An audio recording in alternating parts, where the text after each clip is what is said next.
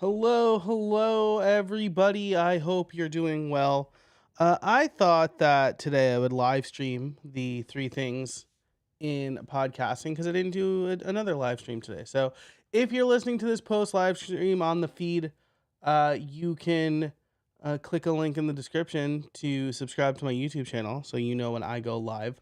But otherwise, this is three things in podcasting for July 19th. I know this is weird because I'm recording this on July 18th. It's going to get released on July 19th, though. So, anyway, I've got three things in podcasting. It was kind of a light week for me. I try not to cover the same stories that everybody's covering. That said, both of these stories I came across in the usual places, Pod News, the podcast host, and things like that. So um, that's okay because I think these are two really good stories. The third one is one I wrote, so I'll apologize in advance for the shameless self promotion, but I think it's a really good story worth covering in three things in podcasting. But we're going to save that for the third thing. So let's start with number one. Podcasts replace bells. That's really weird. The full headline that I didn't fit on the card is Mini Pods Educational Podcasts Drive Funding for Classrooms. And so I thought that this was a very interesting use case for podcasts. ABF Creative, the award-winning producer of Kids and Family Podcast, is proud to announce an innovative mini pods initiative. What they're doing, it says it right here, is replaces traditional school bells with 30-second educational podcasts. This is currently in 120 New York City public schools with plans to expand to Chicago and Los Angeles. I think that this is a real interesting concept.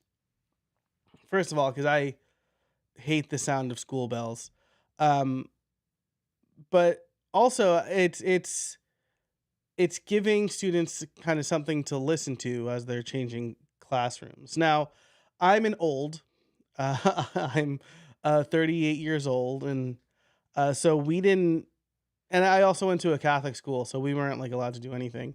But if I wanted to listen to something while I was changing classes, I'd have to listen to a Sony Discman, a portable CD player, which if you're moving is terrible. I always thought it was really funny that you'd have like these like run with your Walkman band because that's crazy. Like that's just not uh something that any reasonable person would do. Um, and like I know now that students have like they're always wearing. God, I sound like such an old now. I'm trying to adjust my lighting a little bit. But I know students have. I have friends who work in schools, and they say that students are always wearing headphones, right? And so like maybe this is a way to combat that a little bit. Like I don't know. That's like pure theory. Or maybe it's like not even in high schools, right? But anyway, let's continue with this article because I think it's really interesting. Integrates short educational content into the daily school routine, promoting literacy and engagement among students. Um, Launched in February, this program has already made significant impact, garnering 20 million impressions and averaging nearly 5 million impressions per month. Um, Positive reviews from educators highlighting improvements in literacy and comprehension among students. So I think it's very weird that the first thing this press release mentions is like it's garnered so many impressions. Like yeah, it's like forced listening, right? Like you have a captive audience. So this is not impressive to me. If this is true, improvements in literacy and comprehension among students, that is interesting. And something I didn't see in this article or this press release is what schools it's in. So like I mean, I guess it's reasonable to assume high schools because high schools is where you're most likely to switch classes. But I think, I think I was switching classes as early as, or I guess you would still have school bells even if you weren't switching classes. But like, I don't know how much podcasting helps second graders. So I would like to see like the age range of the students and a little bit more data for more information about this transformative initiative. Revolutionizes the classroom routine. So like this is interesting to me. Oh, it even says captive audience. They literally say that right here on the page. So anyway, I wanted to highlight this story because I think it's really interesting. It's a unique way to get podcasts in front of more people. Um, I guess depending on the grade, it's Gen Z or Gen Alpha. But I know like Gen Z is all about podcasts even more than us millennials. Millennials like me, I should say. Um, so I thought this was really interesting, really unique way to apply podcasting by like just replacing a bell with some helpful content. Okay, so the next story that I want to cover here is has to do with guest and authority. This is a topic that I think about a lot. So this is from Katie Patterson over at the podcast host. How to showcase expert guests without sacrificing your authority. I won't read the whole article, of course, but um, the first tip from Gabe from Board Game Design Lab. Key takeaway: don't be scared to share your own knowledge. It's about creating balance and learning how to self-regulate your input. This is the main advice that I give to people who have an interview show but still want to you know, increase their authority. So what I'll generally tell them is, oh, like, okay, you need to create that opportunity though. So have someone that you can have a conversation with and then interject your own expertise. This could be tough, right? Because if you're, I'm a podcast coach. I guess it's not really that tough actually, right? Like when I was on Crystal Profits podcast, for example, or I'm going on, I'll be on a couple of other podcasts later this month with podcast producers. It was very conversational, right? We can kind of key off of each other and talk more about it. Crystal came on my podcast too. And so it's about having a conversation and establishing your authority and expertise alongside theirs, right? Your audience already trusts you. And so when you have a guest, you're lending your trust to the guest and you can help them deliver better content by having more of a discussion instead of just a profile. So I thought this article was really good. Um, I think this is really good, right? Gabe says it's actually been a little bit of a challenge. There are times when I interview someone that I'm actually more of an expert. Um, but it's good to get other input, right? So as you become more of an authority, it's hard to who are bigger. Um, I mean, I guess this is fine. Like you don't need to have a guest who's bigger. I think you just need to have a guest who has a different perspective from you, right? Because this is the other thing. I just recognize I'm like reading the article and I don't have it up, but this is the other thing. Different people are going to value different things, and so maybe your guest doesn't like the way you do something, or prefers a different approach, or they're at a different stage. I'm sorry, a listener, like a potential customer, right? Someone who's listening. Um, and so you're offering them an alternative, or you're showing them that you can be the alternative. I think that's fine. Um, and like Vicky says right here, I'll bring up the story again for those watching. It's not about who's the bigger expert, but about using your platform to share knowledge and experiences. This is it. right? Different experiences, different perspectives.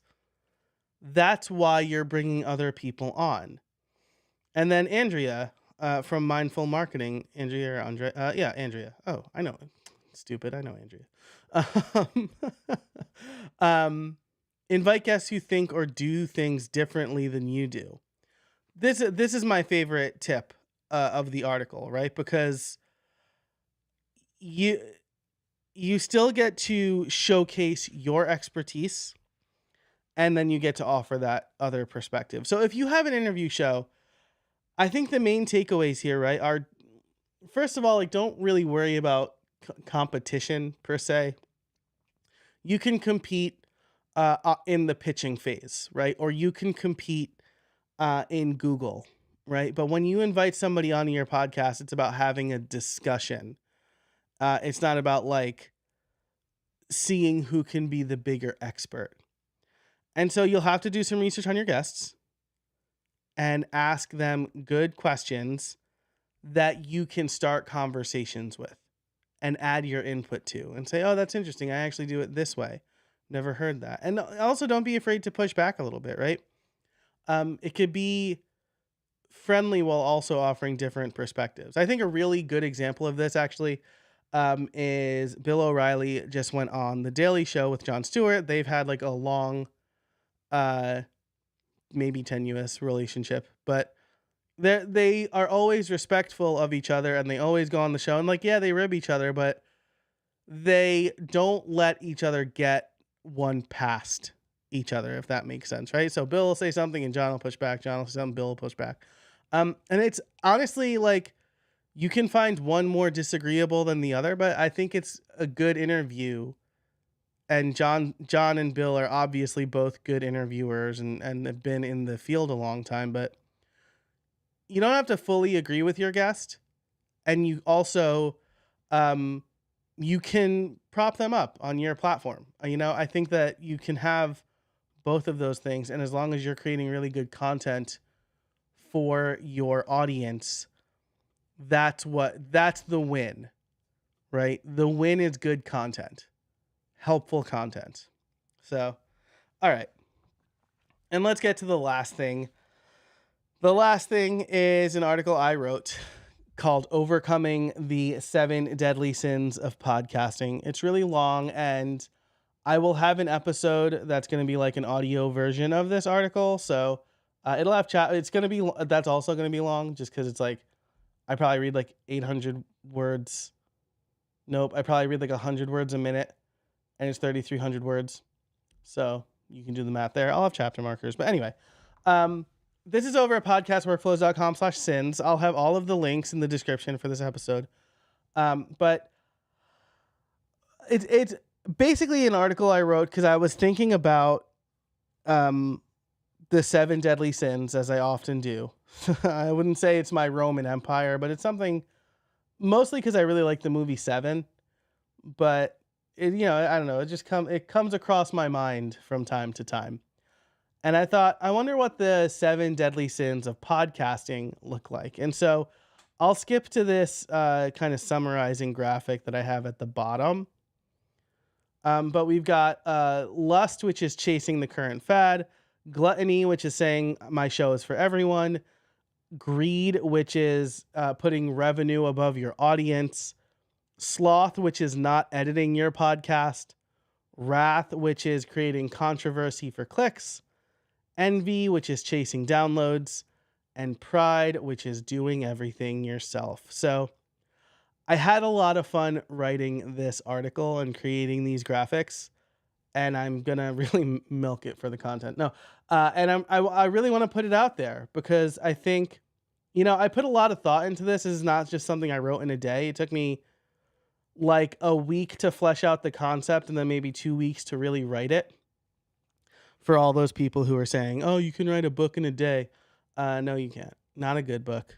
Let's see if I wanted to create wrath. If I was being wrathful right now, I would dive into that more. But so anyway, I put a lot of effort into this, and I'm very pleased with the way it came out. I keep finding spelling errors that I need to fix and stuff, not like grammar errors, which is wild because I sent this to a bunch of people to read and there was not a lot of feedback on that. No, not that I asked those people to like proofread it, but I guess nothing was so glaring that like a handful of people caught it. But anyway, really pleased with the way it came out. I kind of tell you like what the deadly sin is in podcasting, or like what it is and then how it applies to podcasting, and then how to avoid that deadly sin. So it's not just like, "Wait, you're doing everything wrong." It's like, "Hey, we all have done this stuff before, and here's how you can avoid it." So, really excited this is out. I'll be pushing out more content